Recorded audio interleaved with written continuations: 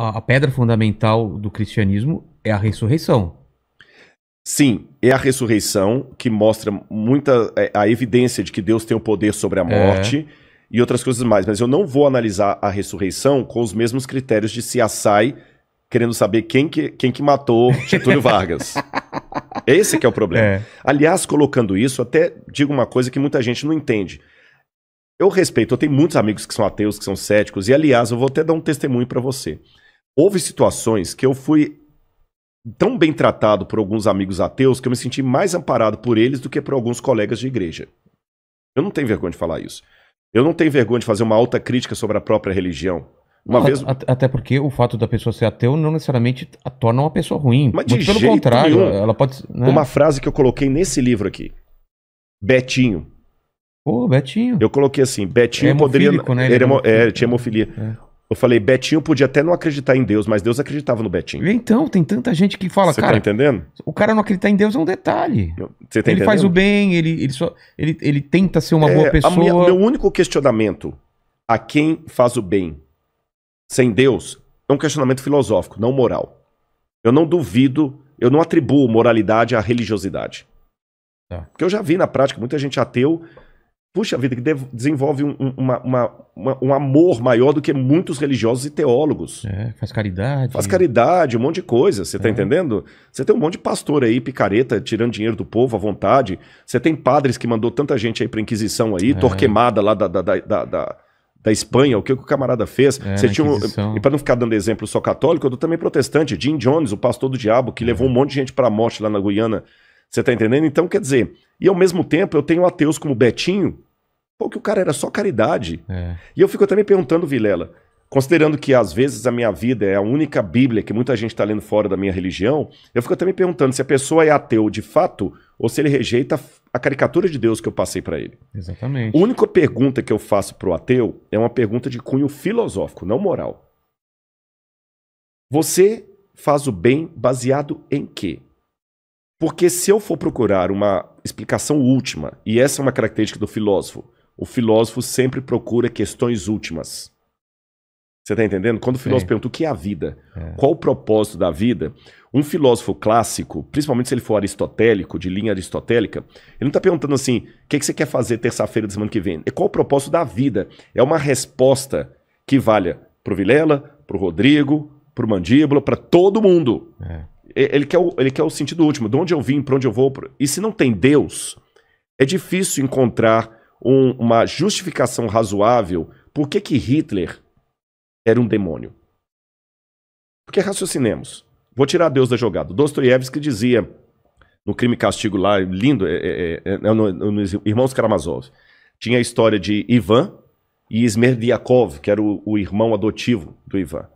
E o Ivan é um filósofo, ele escreve: vamos abandonar Deus e vamos ficar livres. Porque a religião aprisiona. Limita. Se Deus não existe, tudo é permitido, estamos livres. Aí o Smerdyakov mata o pai deles por herança. Ele era filho adotivo. Aí o Ivan vai à cadeia conversar com o irmão. Ele fala, por que você fez isso? Ele falou assim, graças aos seus artigos. Você é um assassino, você... Não, não sou. Com base em que você está falando que eu sou um assassino, que eu sou errado? Não, você não pode. Se Deus não existe, tudo você que escreveu, tudo é permitido. Não, mas a lei... Não, a lei daqui diz que eu sou um assassino, mas a lei de lá diz que não. Então, veja bem, Hitler é um assassino na lei do meu país. Mas na lei do Terceiro Reich, ele era o Führer. Então, quando eu faço perguntas últimas, qual lei diz que, de fato, isso aqui é errado? Eu tenho que ter um princípio universal para responder isso. E se esse princípio universal não existe, que é Deus, então todas as argumentações, boas ou ruins, se tornam apenas localizadas. Então é por isso que a Bíblia dialoga com a filosofia e com a história. Agora tem um detalhe, uma ressalva. Mas em relação ao seu amigo ateu, por exemplo, qual é a resposta dele? Porque ele faz o bem? Por incrível que pareça, já teve a resposta? Já. Qual é? Mas são respostas que não me convencem, a própria pessoa também diz que não. Meu pai me passou esse ensinamento... Exatamente. Aliás, eu nem vou responder com a opinião do meu amigo ateu. Eu vou te responder da seguinte maneira. Quando você fala, tá bom, ache-me uma ética universal. Porque você sabe que tem a ética e tem a moral. Aí Sim. você tem vários. Tem a escola do Aristóteles, você pode falar da escola de Kant, que fala que é a ética do dever, a ética deontológica. Você pode ir para a ética utilitarista de Heidegger. Ou seja, você pode seguir a ética que você quiser. Tá bom? Só que, quando você vai fazer a pergunta última, é a pergunta do filósofo. Claro. Pergunta última, o que é a vida? O biólogo vai falar, não, a vida é quando o coração está... Não, não é isso que eu estou perguntando. O que é a vida? Como sentido. Quando você pergunta eticamente, qual é a ética universal? Qual é aquele princípio que faz você agir em prol do bem, que é um princípio que não está atrelado à sua cultura? Eu não estou perguntando perguntas efêmeras, eu estou fazendo pergunta filosófica. Eu não estou perguntando assim, o que é chique? Isso é efêmero, porque o que é chique hoje pode não ser amanhã. Você está entendendo? O que você coloca aqui agora como enfeite, há 30 anos atrás podia ser absurdo. Daqui a 50 anos pode ser ridículo. Pode ser ofensivo. Pode ser ofensivo, tá certo?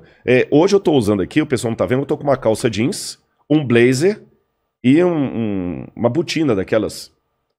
Mas há 30 anos atrás eu estaria completamente ridículo. Ia parecer o Falcão, aquele humorista. Você usava jeans, né? Jeans com blazer. Você tá entendendo? Hoje é normal. Então eu não estou perguntando o que é belo no sentido da moda. Eu estou perguntando... Uma coisa além disso. O que é o belo? O que é o respeito? O que é a ética acima de qualquer questionamento? Quais são os princípios universais da ética? Quando lançaram isso para filósofos... Isso, inclusive, tem pesquisa, foi feita, inclusive, na Universidade de Stanford, com estudantes de filosofia. 2/3 deles não conseguiram responder qual é o princípio universal que está por detrás das ações do bem, que justifica o bem. Ou seja, se eu fosse um nazista aqui e te falo assim, me convença que o nazismo realmente é hediondo, você não ia conseguir me convencer a menos que apelasse para um princípio universal divino. Quando jogaram isso na... Deixa eu tentar, peraí. Uhum. Se eu fosse te convencer, partindo do pressuposto que você não acredita em Deus e não é... E nem você. E não nem tem eu. Deus. Nem eu também. Exatamente, não tem Deus. Não tem Deus na jogada. Não existe Deus. Tente me convencer apenas com argumentos humanos que o nazismo é hediondo. Você matar muita gente, você tá errado por quê?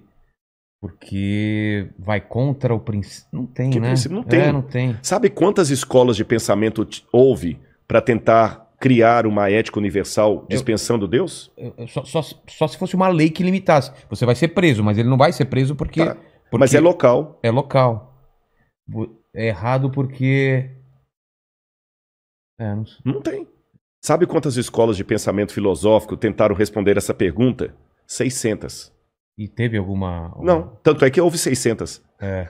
Se houvesse uma resposta coerente não haveria 600 propostas. Você tem o biologismo, você tem o próprio evolucionismo, você tem várias, nenhuma delas resolve. Vou te dar um exemplo. Uma das possíveis respostas, essa foi uma das que os meus amigos me deram. Não, mas pela lei da evolução das espécies, eu sei que é errado matar, porque senão eu também serei morto. Então, como esse é um princípio da evolução dentro de mim, para me preservar, eu não mato. Aí eu falo assim, mas será que isso não faz sentido? Porque se fosse então, jamais haveria guerras. Eu mato o outro para ele não me matar, é o contrário. É o contrário. Você tá entendendo? Alguns falam assim, não, é o gene egoísta. Como disse lá o Dawkins, né? O Richard Dawkins. É o gene egoísta. Tá, mas o gene egoísta... Você tem no mundo animal... Não, mas o gene egoísta, ele justifica as pessoas matarem as outras, não deixarem de matar. Exato, é a procriação. É a procriação. Ele fala assim, eu vou procurar para que o meu gene... Mas mesmo assim, o gene egoísta é perigoso, porque o gene egoísta não é uma questão moral, é uma questão muito minha. Ou seja, qualquer coisa que nós acreditamos, até o galho, até o chifre que você ganha da sua namorada, não tem como você moralmente recriminá-la se você tirar Deus da jogada. O máximo que você pode falar é o seguinte, olha, desculpa, roubar esse copo seu é errado à luz do Código Penal brasileiro. Você tá entendendo? Agora, convenhamos. Achado não é roubado. Achado não é roubado. Se eu pegar a própria lei da evolução das espécies, a sobrevivência do mais apto. Se eu conseguir te roubar e ficar bem, o que eu tenho que cuidar para não ser pego. Tchau.